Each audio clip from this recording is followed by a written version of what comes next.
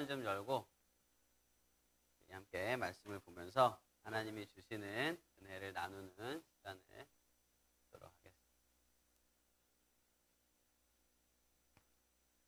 우리 세 가족이 흥이 있어서 참 좋네요. 승훈 형제. 기대합니다. 자, 오늘 우리에게 주신 하나님의 귀한 말씀은 디모데후서 3장 15절에서 17절입니다.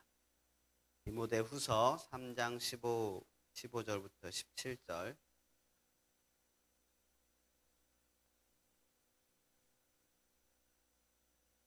우리 세 절입니다. 한 목소리로 같이 읽도록 하겠습니다. 시작. 또 어려서부터 성경을 알았나니 성경은 능히 너로 하여금 그리스도 예수 안에 있는 믿음으로 말미암아 구원에 이르는 지혜가 있게 하느니라. 모든 성경은 하나님의 감동으로 된 것으로 교훈과 책망과 바르게 함과 의로 교육하기에 유익하니 이는 하나님의 사람으로 온전하게 하며 모든 선한 일을 행할 능력을 갖추게 하려 함이라. 아멘. 방금 체육대회 팀을 편성을 했는데요. 자기 셀 엘더가 누군지 잘 모르잖아요. 제가 좀 불러드릴게요. 1셀부터 5셀, 그리고 27셀부터 31셀. 손 들어보세요. 네, 됐습니다. 네. 여러분들은 파랑색 팀입니다. 무슨 색? 네, 그렇습니다. 그리고 12셀부터 21셀까지, 12부터 21까지. 여기까지가 손 들어보세요. 네, 손 내리시고. 빨간색 팀입니다. 무슨 색? 네, 빨간 팀. 그리고 6셀에서 11셀, 그리고 22부터 26셀까지가 노란색을 뽑았지만 하얀색 팀입니다. 100팀. 손 들어보세요. 100팀. 네, 손 내리세요. 이거 100팀입니다. 100팀 무슨 색? 미안. 하얀색. 무슨 색? 하얀색. 네. 100팀이라고 말해놓고 색깔을. 네. 자, 우리 목소리 한번 들어볼까요? 파랑팀. 그렇군요. 빨간팀. 똑같네요. 하얀팀. 누구 있어 여기? 홍혜연 있는 거 아니야, 홍혜연?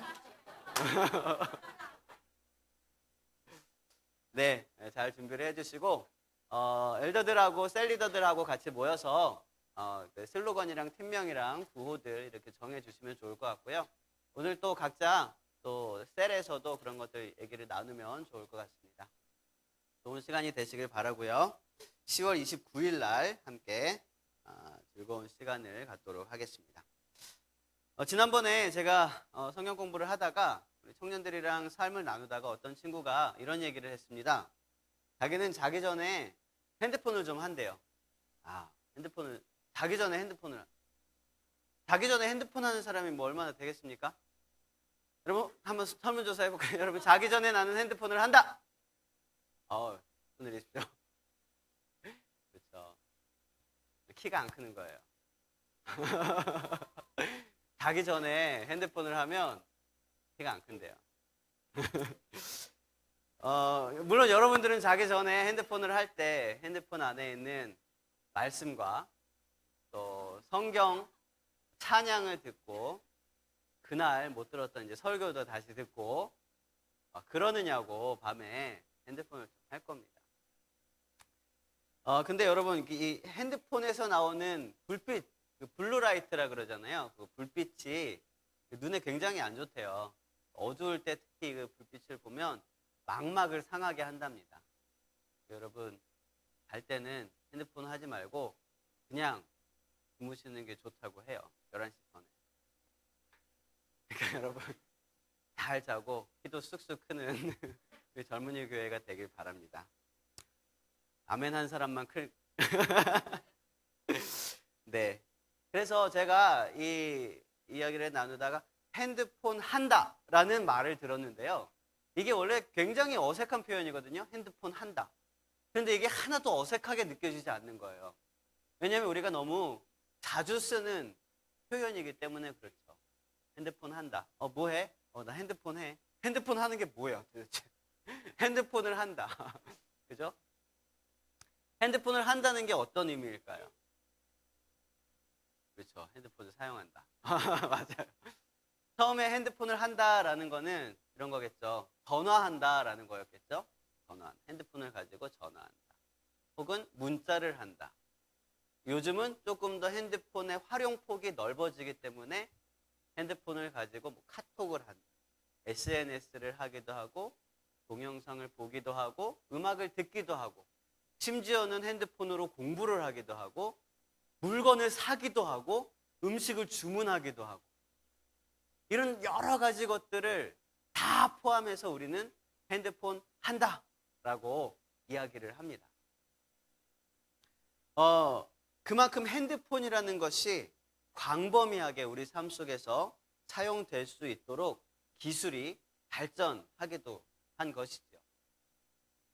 그러면 오늘 말씀 제목 보시면 성경 하라. Do Bible. 성경 하라. 이건 어떤 의미가 있을까요? 성경 하라. 성경도 핸드폰처럼 우리 삶 속에서 광범위하게 사용할 수 있는 그런 어떤 영역의 것입니까? 성경을 통해서 우리는 삶 속에 많은 문제들을 해결할 수 있습니까? 마치 우리가 핸드폰을 가지고 그 자리에서 바로 네이버를 찾아볼 수 있는 것처럼 성경을 통해서 우리는 삶 속에 많은 문제들을 해결할 수 있습니까? 삶의 어떤 바른 가치와 척도를 가지고 공유하고 나눌 수 있습니까? 혹은 영적인 진리를 깨닫고 구원에 이르는 지혜를 성경을 통해서 우리가 배울 수 있습니까?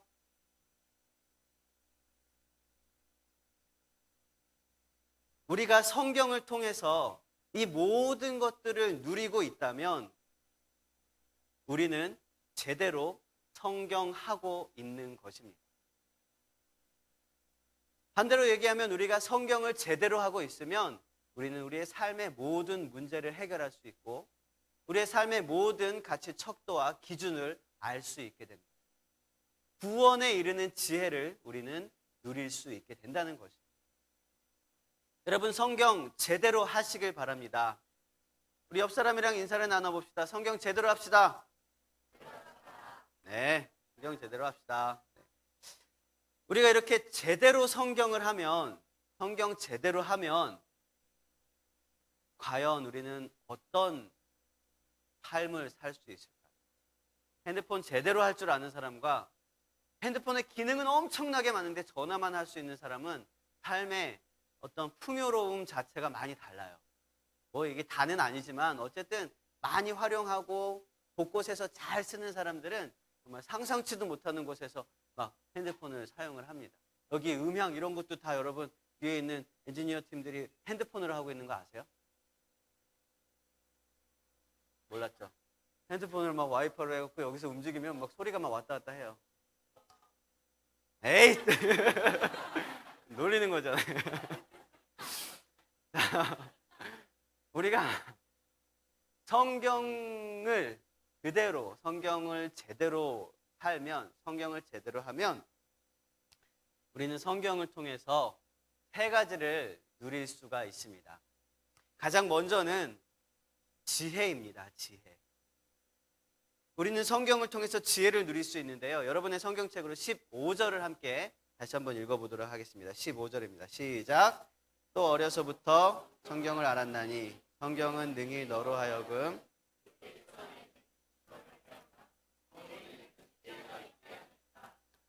자, 우리가 성경을 통해서 지혜를 누릴 수 있는데 어떤 지혜입니까? 어디에 이르는? 구원에 이르는 지혜를 우리가 가질 수 있게 된다는 거예요. 우리가 성경으로 살면, 성경을 하면, 성경 제대로 살아가면 구원에 이르는 지혜를 우리가 가질 수 있다. 자, 구원에 이르는 것을 왜 지혜라고 표현을 했을까요? 지혜. 사실 엄밀하게 말하자면 성경에서 말하고 있는 구원에 이르는 방법은 두 가지가 있습니다. 하나는요, 기록된 모든 율법을 제대로 지키는 것입니다. 율법을 다 지키면 그러면 구원을 받을 수 있습니다. 그리고 또 하나는요, 예수 그리스도를 믿음으로 우리는 구원을 받을 수 있습니다. 그런데 이미 우리는 율법을 다 지키는 방법으로 구원을 받기는 우리는 이미 글렀습니다. 왜냐하면 우리는 죄를 너무 많이 지었어요. 이 율법에 어긋나는 그런 죄들을 참 많이 지었습니다. 거짓말도 했고요. 마음속으로 음란도 품었습니다. 이미 율법대로 하면 우리는 벌써 손 자르고 눈 뽑고 막 그래야 돼. 이거 뭐 연자맷돌 달아서 강물에 던지고 이런 거 다 우리는 해야 되는 그런 삶입니다. 이미 우리는 틀렸어요. 그러니까 율법대로 구원받는 방법이 있는데 그 방법은 이미 우리는 틀렸고 더 정확하고 더 어쩌면 쉽고 더 효율적인 방법이 있는데 그게 뭐냐면 예수 그리스도를 믿음으로 구원을 받는 것입니다. 사실 우리가 이미 죄인 되었기 때문에 이미 우리들 입장에서는 유일한 방법이라고 밖에 할 수 없는 거죠. 그러니까 이게 지혜가 되는 거예요.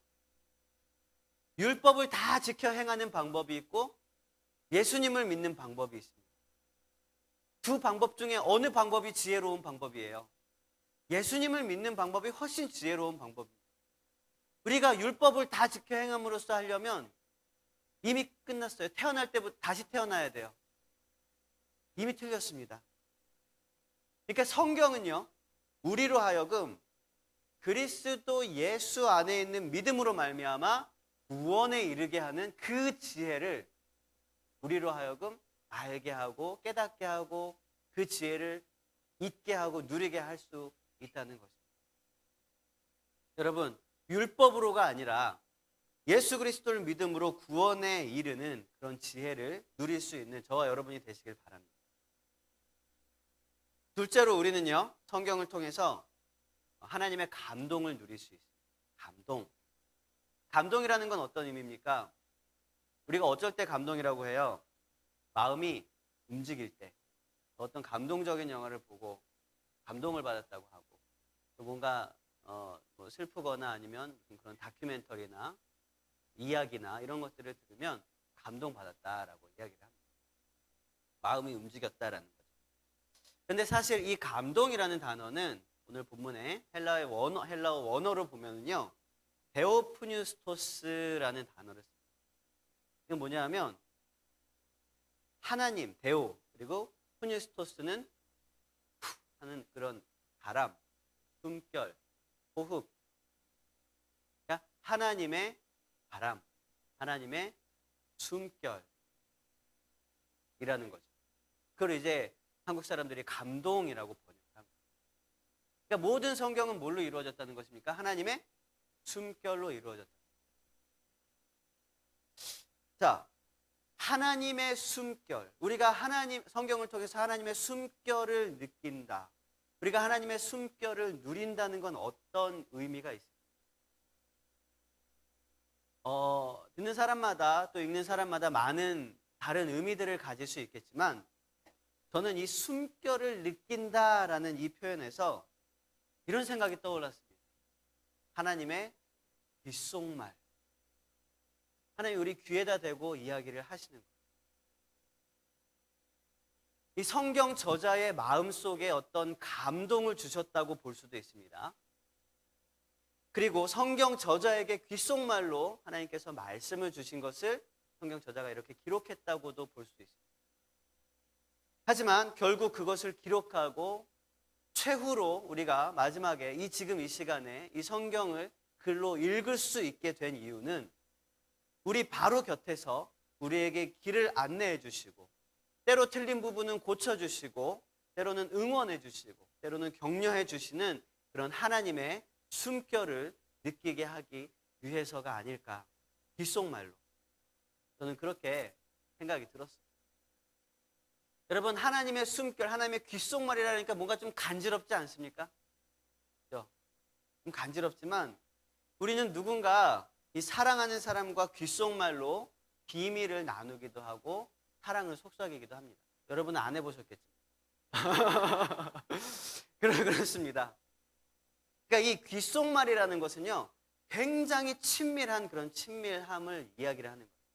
항상 동행하고 있고 또 귓속말로 뭔가를 책망하면 느낌이 어떨까요?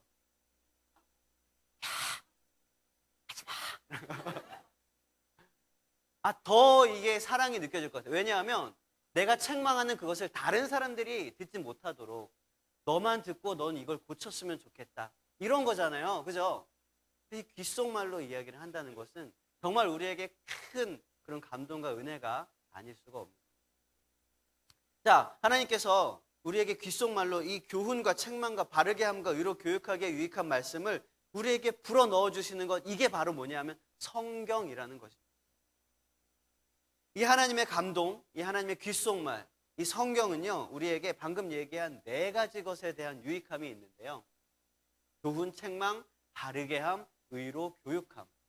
이게 뭐냐면 간단하게 말씀드리면 교훈이라는 것은요, 교리나 학습 같은 그런 가르침입니다. 학교에서 가르쳐주는 그런 가르침을 교훈이라고 합니다. 그리고 책망이라는 것은요, 깨닫게 하는 것입니다. 깨닫게 하는 것. 특히 뭐에 대해서 깨닫게 하는 거냐면 죄에 대해서 깨닫게 하는 것을 책망이라고 합니다. 그리고 바르게 함이라는 것은요, 잘못된 것을 교정하는 것을 말하는 거예요. 교정하는 것, 바르게 함. 여러분 이해 교정하신 분 많죠? 성경으로 하시면 잘 됩니다. 교정하는 것, 바르게 함이라는 거예요. 잘못된 길을 수정해주고 오해하고 있는 그런 가르침을 점검해서 바른 길로 가게 하는 것. 이것이 이제 바르게 함입니다. 의로 교육한다는 건 뭐냐 하면 하나님의 공의로 교육한다는 것인데요. 그것은 징계를 말합니다. 징계. 같은 실수를 하지 않도록 따끔하게 혼내는 거예요. 그러나 사랑으로 하는 것이기 때문에 이 징계는 아프기보다는 죄를 깨닫게 되고 다시 죄를 짓지 않기 위해서 정신을 차리게 만드는 그런 역할을 하게 됩니다. 이게 의로 교육한다는 거예요. 이렇게 하나님의 감동으로 된 것이 바로 성경이라는 것입니다. 우리는 성경을 통해서 바로 곁에서 우리에게 하나님의 말씀을 가르치시고 책망하시고 교정해 주시고 또 징계하시는 그런 하나님의 귓속말을 듣고 또 하나님과 친밀하게 동행할 수 있는 것입니다. 세 번째로 우리는요, 성경을 통해서 능력을 누릴 수가 있습니다. 능력. 어떤 능력입니까? 오늘 17절 말씀 보면 2가지 능력이 나오는데요. 우리 17절 말씀 한번 읽어볼까요? 여러분 성경책으로 봅니다. 시작.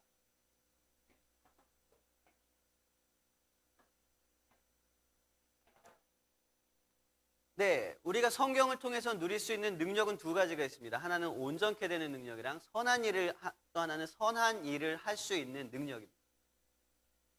이 온전케 된다는 것은요, 또 둘로 나눌 수 있는데, 온전케 된다는 건 하나는 성장하게 하는 것입니다. 우리는 어린 시절에는 온전하지 못해요. 하지만 우리가 성장하여지면서 온전하게 됩니다. 우리는 영적으로나 육적으로나 정신적으로나 성장해야 합니다. 그래야 우리는 온전하게 될 수가 있어요. 성경은요, 우리를 그리스도의 장성한 분량에까지 성장하게 하는데 그런 역할을 하는 것입니다. 그리고 또 하나는요, 온전하게 되기 위해서는 회복되어야 됩니다. 성장과 회복이 우리를 온전하게 합니다.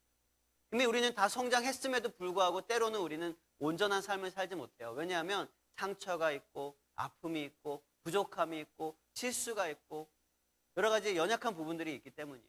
그래서 우리는 그런 것들로부터 회복되어야 하는 것입니다. 죄로부터 회복시키고 좌절과 낙심, 우울함과 실패로부터 우리를 회복시키는 것이 바로 성경입니다. 우리는 여러 가지 낭망하는 상황 속에서 성경을 통해서 하나님의 참된 소망을 바라볼 수 있습니다. 우리가 눈에 보이는 소망보다 더욱 분명한 하나님 나라의 소망을 바라볼 때에 우리는 모든 좌절과 낙심에서 깨치고 일어설 수 있게 됩니다. 성경은 우리를 회복시킵니다. 이것이 성경을 통해서 우리가 누릴 수 있는 첫 번째 능력입니다. 온전하게 하고 회복하게 하는, 성장하게 하고 회복하게 하여서 우리를 온전케 만드는 능력. 두 번째로 우리가 성경을 통해서 누릴 수 있는 능력은요, 선한 일을 할 수 있게 만드는 능력입니다. 우리는 성경을 통해서 선한 일을 할 수 있는 능력을 얻게 되는데요. 사실 성경을 보지 않는 사람들도 사실은 선한 일을 하는 사람들이 꽤 많이 있습니다. 선하고 안 선하고를 치면 그리스도인이랑 비그리스도인이 별 차이가 없어요. 어떤 때는 예수님 안 믿는 사람들이 더 선한 경우도 참 많이 있어요. 하지만 이 선한 일이라는 것, 이 선한 일을 하는 궁극적인 이유가 다릅니다. 정확히 말하면 선한 일이라고 말하는 이 단어가 세상에서 말하는 선하다는 것과 우리가 말하는 선하다는 것이 단어가 다르다는 거예요.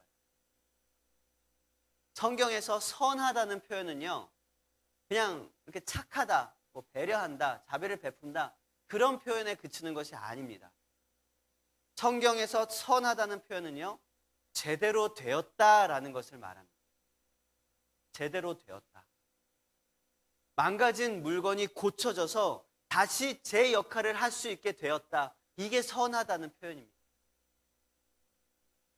이때 이제 그 물건을 뭐 또는 볼펜 같은 걸 이렇게 딱 쓸 때 볼펜이 너무 잘 써져요. 좋은 볼펜이다. 잘 써진다. 이런 걸 그 볼펜은 선하다라고 표현을 하는 거예요.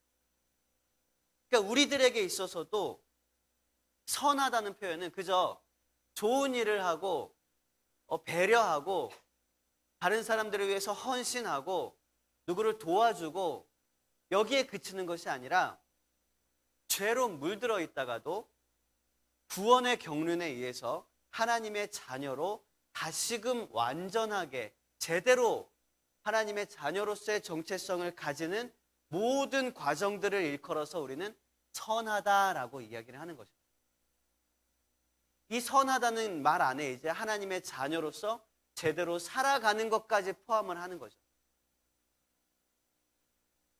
그러니까 우리가 말하는 모든 선행들도 진짜 선행이 되기 위해서는 이 모든 선행들이 구원과 연결이 되어 있어야 한다는 것입니다. 내가 누군가에게 구원을 전하기 위해서, 복음을 전하기 위해서, 혹은 그 사람이 복음을 잘 받아들일 수 있는 그런 어떤 한 걸음 한 걸음을 위해서 우리가 선한 일을 해 나가야 한다는 것입니다. 성도들의 착한 행실이 곧 이 땅에 비추는 빛이라고 마태복음에서는 이야기를 하고 있죠. 여러분, 이러한 진짜 궁극적인 선한 일을 위해서 하나님께서는 우리에게 성경을 주셨다는 것입니다. 우리는 성경을 통해서 이렇게 선한 일을 할 수 있는 능력을 얻게 되는 것입니다. 여러분, 성경 사랑하십니까? 성경을 사모하십니까?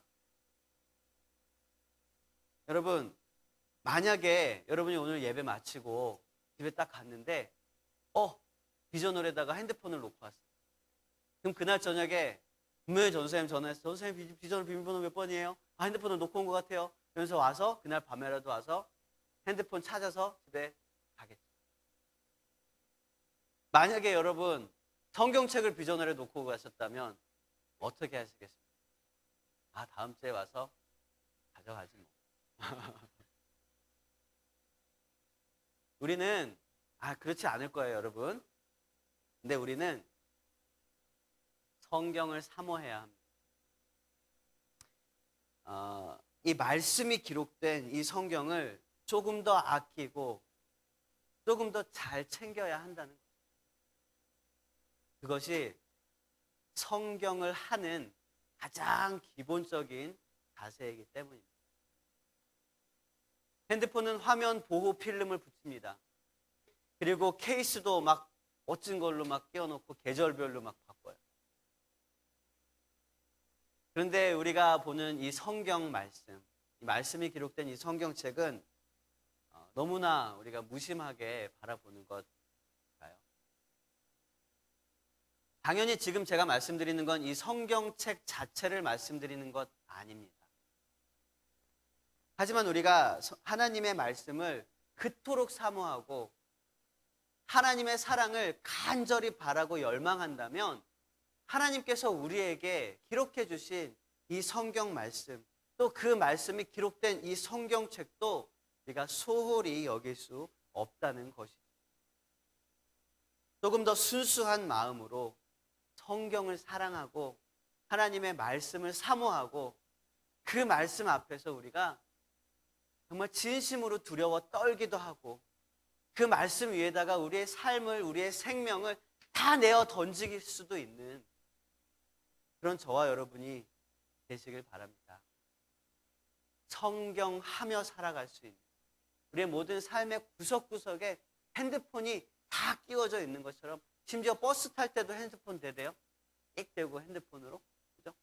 그런 것처럼 우리의 모든 삶의 구석구석이 하나님의 말씀으로 가득 채워져서 말씀 없이는 단 한순간도 살아갈 수 없는 그런 저와 여러분이 되었으면 좋겠습니다. 성경하며 성경으로 능력으로 살아갈 수 있는 저와 여러분이 되시기를 주님의 이름으로 축원을 드립니다. 우리 찬양하고 기도합시다. 이 찬양을 하면서 저는 참 많이 가사의 은혜를 받았습니다. 우리가 찬양을 할 때에 가사를 잘 묵상하면서 그 가사의 고백, 가사의 결단이 나의 고백, 나의 결단이 되길 바랍니다. 우리 찬양하고 함께 기도하겠습니다. 찬양하고 기도하실 때에 안수 받으실 분들은 앞으로 나오시죠.